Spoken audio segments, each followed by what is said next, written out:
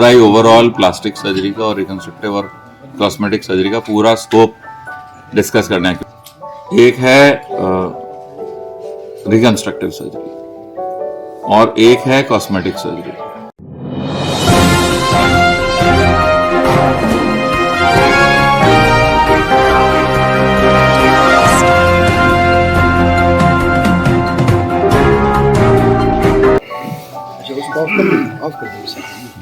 आप रांची आए हैं, किस पर्पस से आए हुए हैं? क्या आप मतलब सर्जरी में क्या आप रांची तो आए हैं कि यहाँ पे हमारी नेशनल बर्न्स कॉन्फ्रेंस हुई थी, तो उसमें पार्टिसिपेट करने के लिए, उसमें मेरा लेक्चर था तो उसके लिए आए थे।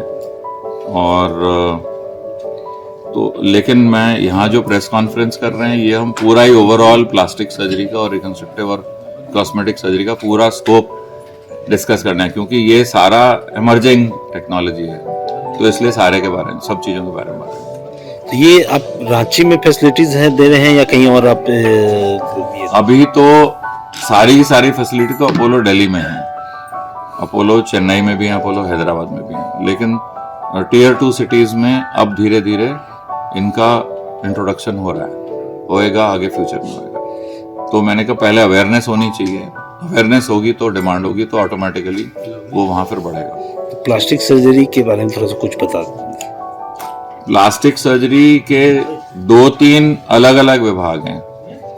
एक है रिकंस्ट्रक्टिव सर्जरी और एक है कॉस्मेटिक सर्जरी, और ये दोनों प्लास्टिक सर्जरी के ही डिवीजन है। रिकंस्ट्रक्टिव सर्जरी में हम जो चीजें, जहां कोई डिफेक्ट है या डिफॉर्मिटी है या कोई इंजरी है, उसको नॉर्मल को रेस्टोर करना, वो रिकंस्ट्रक्टिव में आता है। जो नॉर्मल को इम्प्रूव करना है वो कॉस्मेटिक सर्जरी में आता है। उनके प्रिंसिपल सेम है, बट अभी क्या हो गया कि कॉस्मेटिक में टेक्नोलॉजी बहुत आ गई।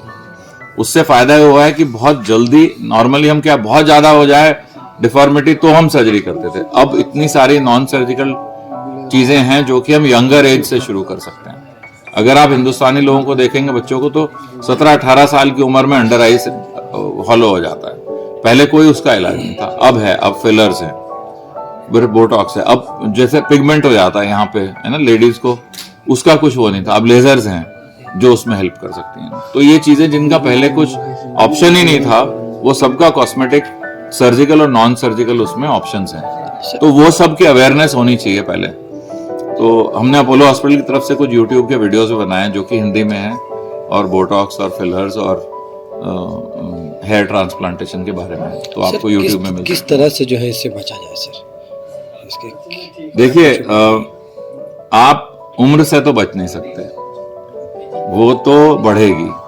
आप उसके इफेक्ट्स को मिनिमाइज कर सकते हैं। जैसे एक हमारे मिथ था कि हमें सनस्क्रीन का जरूरत नहीं है, हमें धूप से कुछ नहीं है। हम व्हाइट आदमी के मुकाबले तो हमारी बेटर है स्किन इस मामले में, लेकिन हमारा धूप से डैमेज, ज्यादातर जो स्किन में डैमेज मिलता है एज के साथ, वो सन डैमेज होता है। इसका मतलब हमें सनस्क्रीन लगाना चाहिए, इसका मतलब हमें थोड़ी फेस की स्किन की केयर करनी चाहिए, तो हम ज्यादा टाइम तक उसको ठीक रख सकते हैं, स्वस्थ रख सकते हैं। क्योंकि अब आप ज्यादा समय तक जीते हैं, ज्यादा समय तक काम करते हैं, ज्यादा समय तक समाज के लिए उपयोगी है, इसलिए वो सारी चीजें अब आप केयर करते हो कि भाई ये चीज होनी चाहिए। इसलिए वो ऑप्शन अब सारी सोसाइटी एक्सप्लोर करती है कि मैं अपनी एज दिखाई दूं, अपनी एज से ज्यादा क्यों दिखाई दूं। अगर मैं 40 का हूं तो 40 का दिखना चाहिए, कोई ये नहीं बोले मैं 50 का, क्यों, मेरी स्किन की केयर ही नहीं करी कभी हमने। तो वो सारी चीजें होनी चाहिए। झारखंड के लोग को अगर प्रॉब्लम है तो वो कहाँ आके चीप और बढ़िया इलाज करा सके? क्योंकि आजकल सबसे बड़ा प्रॉब्लम फाइनेंस होता है और सही इलाज, तो वो कहाँ पे अब ये देखिए, वैसे तो यहाँ पे भी अपोलो है, हमारा जो दिल्ली में अपोलो है वो टर्शरी केयर है।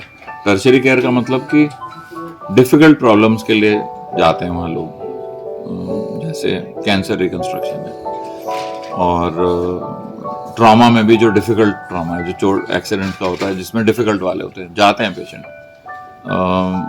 बड़े बर्न जो होते हैं एक्सटेंसिव, वो भी जाते हैं, उनसे शिफ्ट होते हैं, एयरलिफ्ट होते हैं।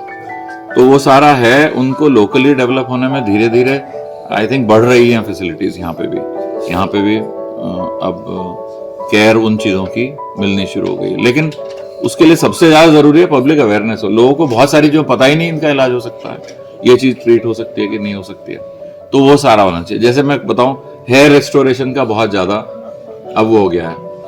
कोविड में लोगों का हेयर फॉल बहुत हुआ, वो सारा ट्रीटेबल है ना। तो जैसे जैसे अवेयरनेस बढ़े, तो मेरा मानना ये है कि मेरा मेन पर्पज ये है कि अवेयरनेस इंप्रूव करनी है। जिस तरह से सर अवेयरनेस की बात कर रहे थे, किस तरह से जो है लोगों को अवेयर कर रहे हैं? अवेयर तो हमें प्रिंट और डिजिटल मीडिया दोनों से ही करना है। जैसे मैंने बोला, हम लोग भी कोशिश कर रहे हैं कि अब यूट्यूब में वीडियोस बनाएं, वर्नाकुलर हिंदी में बनाएं, क्योंकि सब तो अंग्रेजी जानते नहीं, उसका कोई फायदा नहीं है। ऐसी भाषा में जो कि लोग समझ सके और उन्हें इन्फॉर्मेशन मिल जाए। तो अगर आप देखेंगे उनमें बहुत इन्फॉर्मेटिव है और हर चीज समझाई है कि कैसे बेसिक चीजें, क्यों ये चीज होती है, कैसे उसको टैकल किया जा सकता है, क्या उसमें खर्चा आता है, कहाँ अवेलेबल है।